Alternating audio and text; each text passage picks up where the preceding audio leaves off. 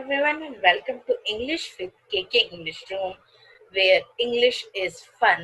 तो स्टूडेंट्स आज हम लेके आए क्लास 10th लिटरेचर रीडर की बहुत ही famous poem that is the Frog and the Nightingale written by Vikram Seth.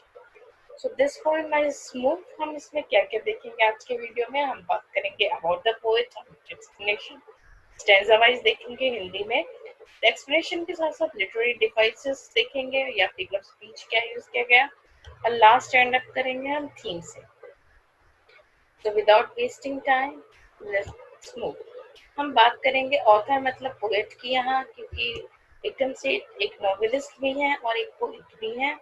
तो विक्रम सेठ एक इंग्लिश इंडियन इंग्लिश लिटरेचर के पोएट हैं, नॉवेलिस्ट हैं, राइटर हैं, जिनका जन्म कोलकाता में हुआ था and by birth he is an Indian and he has known for many novels, especially his The Golden Gate and A Suitable Boy is very famous, is among the famous novels.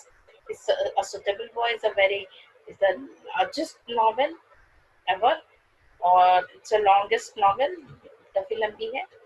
So इस poem की बात करते हैं तो start करते हैं मैं explanation. और इससे पहले मैं बताऊं आपको ये पोएम बहुत ही अच्छी है क्योंकि ये इसका जो थीम है वो इतना ज़्यादा अच्छा है, सबके साथ सूट करता है इसका थीम। और हम देखेंगे थीम क्या है और जब आप इस पोएम को पढ़ेंगे आपको लगेगा it can happen with you और it may happen with you. तो let's move slowly with interest. Very nice poem. चलिए हम रेसिटेशन स्टार्ट करते हैं। Once upon a time, a frog croaked away in a Bengal bog. Every night from dusk to dawn, he croaked on and on and on. So, अब हम देखेंगे थोड़े difficult words और साथ साथ हम मीनिंग देखेंगे। तो अगर हम बात करें यहाँ बेंगल बॉग यूज किया गया। Once upon a time a frog, एक फ्रॉग, एक बार की बात, एक फ्रॉग रहता है। Croaked, croaked is a word use for जो क्रूक करता है, जब कर कर आता है, टर आता है फ्रॉग, उसको क्रूक करते हैं। सो वो सुबह से शाम, डस्क मतलब शाम से डॉन मतलब मॉर्निंग तक क्या करता था, क्रोकिंग करता था, गाता रहता था। But it was not pleasant, crooked on and on and on। यहाँ ओ एन की स्पेलिंग जो है वो ओ, जो ओ एन हम वर्ड करते हैं उसकी स्पेलिंग बनाई गई है। ये एक्चुअली सेम है, हम ओ एन लिखते हैं या ओ डब्ल्यू एन यूज करा गया to put emphasis on the word on. It has the same meaning with whatever preposition। चलिए बात करते हैं। एक फ्रॉग है जो हमेशा, बेंगल बॉग क्या है? Bog is a place, muddy place, that means a frog lives near a pond or a river somewhere which has a muddy ground। so frog है वो क्रॉकिंग करता है हमेशा मॉर्निंग से नाइट तक। नाउ इसमें फिगर ऑफ स्पीच हम देखते हैं। एसोनेंस का यूज किया गया है because of the repetition of wall sound. Wall sound कौन सा आ रहा है? जब आप रीड कर रहे हैं once upon a time a frog, okay, बिंगल यूज किया गया। सो एसोनेंस का यूज किया और एलिट्रेशन भी है, ब बिंगल बॉ, उसके बाद ड डॉन एंड डस्क। और अगेन एसोनेंस ओ के साउंड में भी on and on and on, O के साउंड में भी एसोनेंस का यूज किया गया।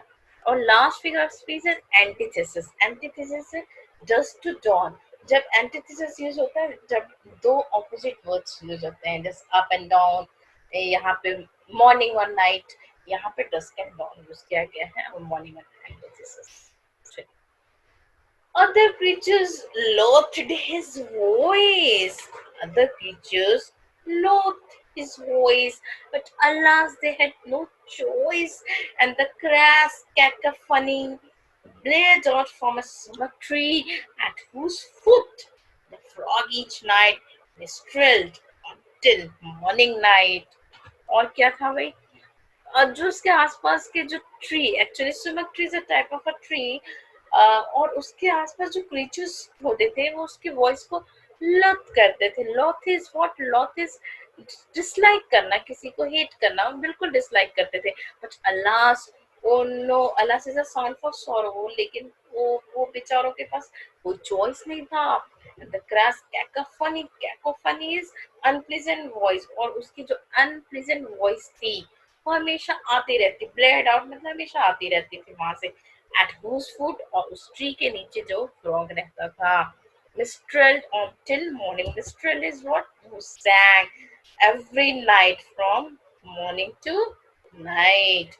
ठीक है, तो फिगर ऑफ स्पीच हम देखते हैं। एरेगेन एलिट्रेशन है, सी क का साउंड है, cross cacophony, creature, and F F के साउंड हम खोजते हैं, फ्रॉग, फुट, और एम के साउंड है मॉर्निंग एंड मिस्ट्रेल।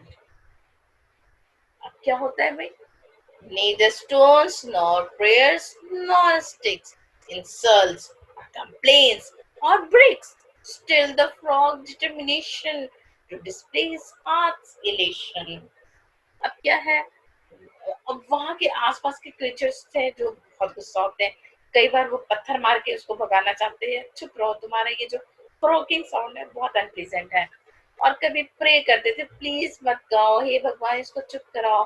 नॉस्टिक्स, कभी डंडे से डराते थे, कभी पत्थर मारते थे, कभी प्रे करते थे, कभी इंसल्ट करते थे, कभी कंप्लेन करते थे।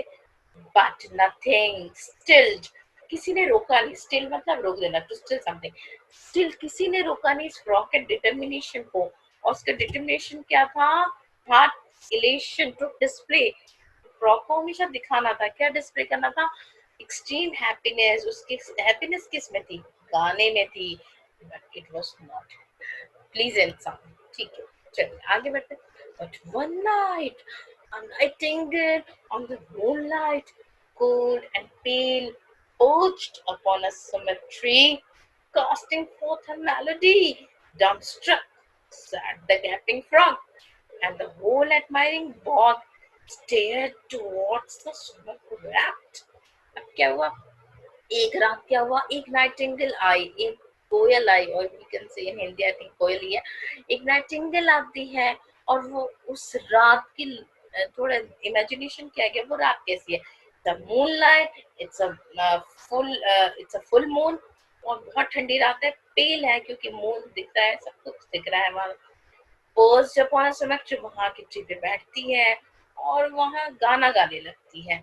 एंड ड्रमस्टिक सैंडल और गैप, जो फ्रॉग बैठा हुआ है दूर, गैपिंग फ्रॉग डिस्टेंस पे, वो सरप्राइज हो गया। साथ के साथ सारे बॉग, जो सारे क्रीचर्स रहते थे उस एरिया में, वो ड्रमस्ट्रक हो गए। The whole admiring bog, admiring bog सारे एडमायर करने लगे, सारे खुश हो गए, सारे प्रेज करने लगे। स्टेयर टुवर्ड्स द सुमर, और सारे स्टेयर करने लगे, सारे आश्चर्यचकित होकर देखने लगे सुमेट्री को कि ये क्या हुआ है। अभी तो हमेशा से एक बेसुरी आवाज आती थी, अब क्या हुआ? नाउ डम्पस्ट्रक इज सरप्राइज्ड, तो सारे सरप्राइज होते हैं फ्रॉग के साथ साथ। फिगर ऑफ स्पीच हम देखते हैं बच्चों। विजुअल इमेजरी का यूज है, जहां हम इमेजिन कर सकते हैं कि नाइट सीन है, एक नाइटिंगेल आके बैठ रही है, मून लाइट है, something, everything. So visual imagery का यूज। चलिए आगे जरा देखते हैं। And when she had entered, the lap ducks had swum and herons waded to her, and she serenaded, and the solitary rule wept beneath the summer moon. और क्या हुआ कि जब वो खत्म करती है, जब गाना बंद करती है, तो सारे वहाँ आसपास के दूर दूर से दूर से पक्षी आते हैं, एनिमल्स आते हैं। कौन कौन से हैं? डक्स, वहां दूर से डक्स स्विम करके आते हैं। हेरोन्स आते हैं, अगेन एक टाइप का बगुला कह सकते हैं हम। और ये सारे आते हैं, दूर दूर से आते हैं सुनने के लिए। और जब वो सबके लिए गाती है, शी सेरेनेडेड, सिंग फॉर समवन, और वो जब गाती है तो दूर से solitary loon is again a bird, it's a large American, north American bird, वो भी आती है, और सारे आके उसका गाना सुनते हैं। फिगर स्पीच है, अनामेटोपिया है। जब अनामेटोपिया वर्ड हम फिगर स्पीच यूज करते हैं, जब हम किसी साउंड का यूज करते हैं, जैसे क्लैपिंग से एक साउंड निकलती है, तो हम अनामेटोपिया यूज करते हैं। एक्चुअली क्रोकिंग में भी अनामेटोपिया यूज किया गया है। जहां भी साउंड है, croak croak croak is a sound. तो वहां मैंने लिखना भूल गई हूँ, तो आप देख लेना. Toads and teals and tiddlers captured by her voice, cheered on enraptured. Bravo! Too divine! Encore! So the nightingale once more, quite unused to such applause, sang till dawn without a pause. अब क्या होता है? Toads. Toads क्या होते हैं? जो frog के छोटे बच्चे हैं. टील्स क्या होते हैं? एक बर्ड है. एंड टिडलर्स क्या होते हैं? छोटे फिश, स्मॉल फिश. सारे कैप्चर्ड होते थे. कैप्चर्ड होते मतलब उसके मैजिकल वॉइस से एकदम मस्त हो जाते हैं. Bye her voice cheered on and raptured. और सारे चीयर अप करने लगते हैं. इसे कैसे चीयर अप करते हैं? ये ब्रावो, बहुत अच्छा, तुम्हारी आवाज दैवी है. एनकोर, एनकोर मीन्स एक बार फिर से, एक बार फिर से.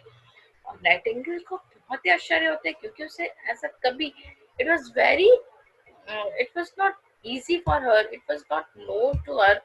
और वो इन सब चीजों के लिए क्या होती है? अनयूजुअल होती है, उसको पता नहीं चलता है. ऑफ सच अपलॉज, उसे लगता नहीं है, उसे आज तक पता नहीं था कि आवाज एक्चुअली इतनी अच्छी है.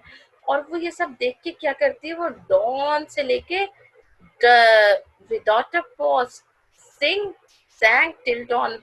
रात में आके बैठती है और डॉन मतलब मॉर्निंग तक वो गाती रहती है विदाउट अ पॉज. बिना पॉज दिए गाना गाती रहती है.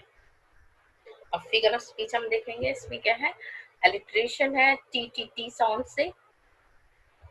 तो अभी बच्चों आज यहीं तक है, क्योंकि काफी लंबी पोएम है.